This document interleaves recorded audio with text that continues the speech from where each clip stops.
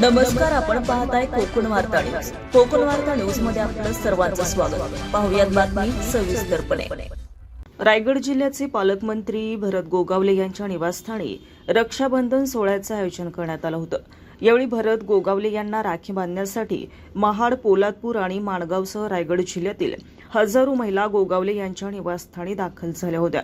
यावेळी बंदोबस्ताला उपस्थित असणाऱ्या पोलीस दलातील महिला पोलीस कर्मचाऱ्यांनी देखील मंत्री भरत गोगावले यांना राखी बांधली.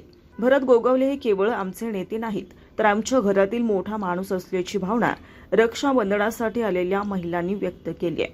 तर तुम्ही जसं वागाल त्याप्रमाणे अवलंबून असल्याची प्रतिक्रिया मंत्री भरत गोगावले यांनी या प्रसंगी बोलताना दिली आहे.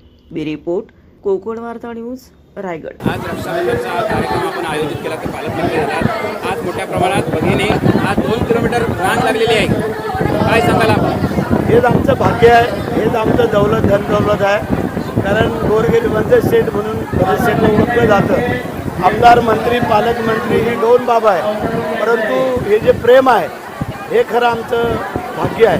कारण ह्या प्रेमामुळेच आज आम्ही या पदापर्यंत पोहोचलेलो आहोत. म्हणून माझ्या या सगळ्या लाडक्या बहिणींना पहिलं धन्यवाद. त्यांच्या शुभेच्छा हीच आमची गिफ्ट. आणि आमचे त्यांना शुभेच्छा असतात. कोणावर प्रसंग आला, का अडचण आली, वेळ प्रसंगाला उभं राहणं हे भावाचं कर्तव्य आहे.